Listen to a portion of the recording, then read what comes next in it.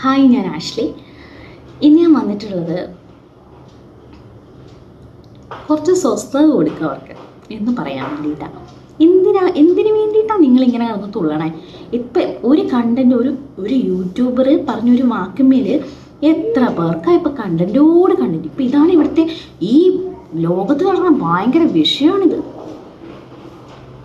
നിങ്ങൾ തന്നെ ചിന്തിച്ച് നോക്കുക. അരുൺ ജയനെ അറിയാവുന്ന ആൾക്കാർക്കറിയാം.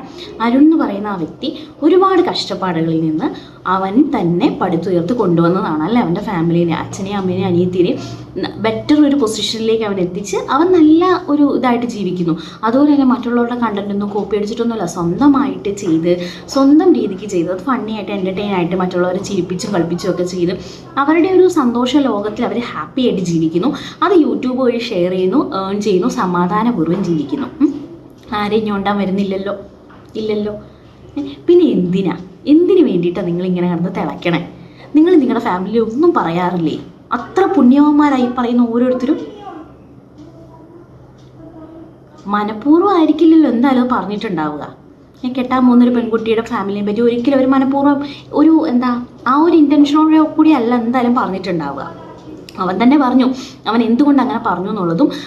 നമ്മൾ സന്തോഷത്തിൻ്റെ ഒരു എക്സ്ട്രീം ഫേസിൽ നിൽക്കുമ്പോൾ നമ്മൾ വാക്കുകളൊന്നും അങ്ങനെ മനസ്സിൽ തട്ടി ഇങ്ങനെ ആലോചിച്ച് പെറുക്കിയല്ല പറയുക.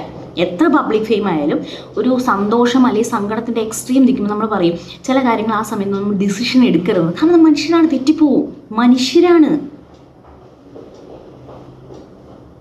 എത്ര ദിവസമായി ചുമ്മായിട്ട് ആക്രമിക്കുക ഒരു കാര്യം ഒരു കണ്ടന്റ് പറഞ്ഞു പറഞ്ഞ്. പിന്നെ മലയാളികൾക്ക് പൊതുവേ ഉള്ളൊരു കാര്യമാണ്, ആരെങ്കിലും എന്തെങ്കിലും കഷ്ടപ്പെട്ടൊന്ന് വളർന്ന് എത്തിപ്പിടിച്ച് വന്നു കഴിഞ്ഞാൽ പിന്നെ അവരെ കുത്തി താഴെ കൊണ്ടുവരിക. എന്ത് സുഖം അതിൽ കൂടെ കിട്ടുന്നതാവോ?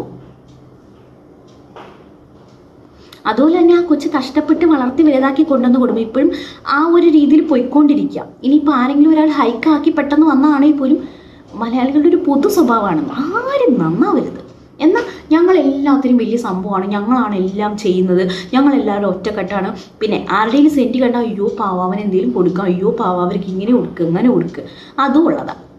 അവരങ്ങ് കൊടുത്തങ്ങ് സെറ്റായി കഴിഞ്ഞാലോ അവൻ ഇങ്ങനെ പറഞ്ഞു, അവൻ ഇത്രയും കിട്ടിയതിന് മുമ്പാണ് മറ്റതാണ് മറിച്ചാണ്.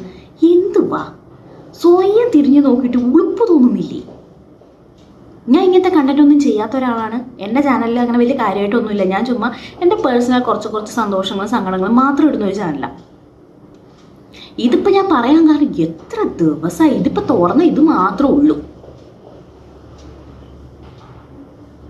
കണ്ടന്റ് മര്യാദയ്ക്ക് ചെയ്യുന്ന ഒരുപാട് യൂട്യൂബേഴ്സ് ഉണ്ട്. അവർക്ക് പോലും ഇപ്പോൾ ഇതാണ് ഭയങ്കരമാണ് കണ്ടന്റ്. ആ കൊച്ചു പറഞ്ഞു, അവൻ ആ ഫ്ലോയിൽ പറഞ്ഞു പോയതാണ്. പിന്നെ അവൻ വന്ന് അതിനു വേണ്ടി മാപ്പും പറഞ്ഞു ഇല്ലേ? ആ ഒരു ഇൻറ്റൻഷനിൽ ഞാൻ ചെയ്തു പോയതല്ല. ഞാൻ എൻ്റെ എക്സ്ട്രീം ഒരു സന്തോഷത്തിനകത്ത് ആ സിനിമയുടെ ഒരു ഫ്ലോയൊക്കെ വന്ന സമയത്ത് ഞാൻ അങ്ങനെ പറഞ്ഞതാണ്. അവൻ തെളിവ് സഹിതം നിരത്തി തന്നു. നിൻ്റെ തെളിവ് ഞങ്ങളൊക്കെ അരി തിന്നുന്നതാണ്, ഞങ്ങൾക്ക് മനസ്സിലാവൂടാ. എന്തുവാ ഉറപ്പ് തോന്നുന്നില്ലേ? കുറച്ചെങ്കിലും ഒരു മര്യാദ കാണിക്കുക. അങ്ങനെ ഇപ്പോൾ ചെയ്താൽ തന്നെ അവൻ്റെ വീട്ടുകാർ, അവൻ്റെ ബന്ധുക്കൾ ഓരോരുത്തരും പബ്ലിക്ക് പറഞ്ഞു എന്ന് പറയില്ലേ? അവൻ കഷ്ടപ്പെട്ട് അവൻ ഒന്നുമില്ലായ്മയെന്ന് വളർത്തിക്കൊണ്ട് വന്ന ഒരു സ്റ്റേജ് എത്തിക്കുന്ന സാധനത്തിലിട്ട് മറ്റുള്ളൊരു കുത്തുമ്പോൾ എങ്ങനെ ഉണ്ടാവുള്ളൂ? നിങ്ങൾക്കൊക്കെ ആണെങ്കിൽ അത് എങ്ങനെ ഉണ്ടാവും? ആർക്കായാലും അത് വേദനിക്കും. നമ്മൾ ഓരോ മനുഷ്യനെ ഇപ്പം എന്തും ഭയങ്കര ഫ്രീഡമാണ്. ആരുടെ എന്ത് തോന്നുവാസിലും കയറി പറയാം, ചെയ്യാം. അത് തന്നെ ഒരു വൃത്തികേട്ട പരിപാടിയാണ്. അതിനകത്തൂടെ ഒരു മനുഷ്യനെ തകർക്കാൻ വേണ്ടി ഒരു സാധനം കിട്ടിയാൽ അത് തിരിച്ച് പോസിറ്റീവായിട്ട് ചിന്തിച്ച് പോട്ടെ, അവൻ മാപ്പ് പറഞ്ഞല്ലോ, അല്ലെങ്കിൽ അവൻ ആ ഒരു രീതിയിൽ ഉദ്ദേശിച്ച് പറഞ്ഞതല്ല എന്ന് വിട്ടാൽ പോരെ. ഇത് തന്നെ ഇങ്ങനെ കിടന്ന് തന്നെയും പിന്നെ ഇപ്പം ഞാൻ പറഞ്ഞുകൊണ്ടിരിക്കുന്നത് ഒരേ കാര്യം ഞാൻ പറയണേ, പക്ഷെ ഇത് തന്നെ വന്നുകൊണ്ടിരിക്കണേ. പിന്നെ അരുണിനോടായിട്ട് ഇതിപ്പോൾ ഞാൻ അരുണിനോട് പറയേണ്ട ആവശ്യമൊന്നുമില്ല, അരുൺ ആ രീതിയിൽ എടുക്കുന്നറിയാം. പക്ഷെ അരുണിനെ ഇഷ്ടപ്പെടുന്ന ഒരു എനിക്കിഷ്ടമുള്ളൊരു കണ്ടന്റ് ക്രിയേറ്റർ ആയതുകൊണ്ടും ആസ് എ സിസ്റ്റർ ഞാൻ പറയുകയാണ്, നീ ഇതൊന്നും കാര്യമാക്കേണ്ട ആവശ്യമില്ല. നിന്നെ അറിയാവുന്ന ജനങ്ങൾക്ക് മനസ്സിലാവും. ജനങ്ങൾ മീൻസ് ഒത്തിരി പേരെ ഞാൻ പബ്ലിക്കിനല്ല ഉദ്ദേശിക്കണം, നിൻ്റെ ഫ്രണ്ട്സിനും നിൻ്റെ ഫാമിലിക്കും നിൻ്റെ റിലേറ്റീവ്സിനും എന്തായാലും നിന്നെ അറിയാം. സോ നിന്നെ മനസ്സിലാവും, നീ എങ്ങനെ പറഞ്ഞൊന്നും മനസ്സിലാവും. മനസ്സിലാക്കുന്നവർ മനസ്സിലാക്കട്ടെ.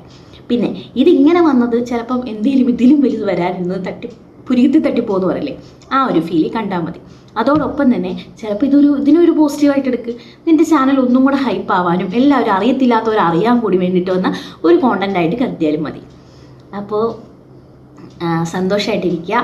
അതുപോലെ ഇതൊക്കെ മാഞ്ഞു മറിഞ്ഞു പോകും. അവർക്ക് അടുത്ത കണ്ടന്റ് കിട്ടുമ്പോൾ അവരതിൻ്റെ പുറകെ പൊയ്ക്കോളും. അതാണ് നമ്മൾ മലയാളികൾ, അതാണ് നമ്മൾ ജനങ്ങൾ. അപ്പോൾ നിങ്ങൾ നിങ്ങളുടെ ഫാമിലി ഹാപ്പി ആയിട്ടിരിക്കുക. ഇതിൻ്റെ പേരിൽ ഒരു കുടുംബം തകരാതിരിക്കട്ടെ. സന്തോഷമായിട്ട് ജീവിക്കുക. കല്യാണത്തിനൊക്കെ ഓൾ ദി ബെസ്റ്റ്.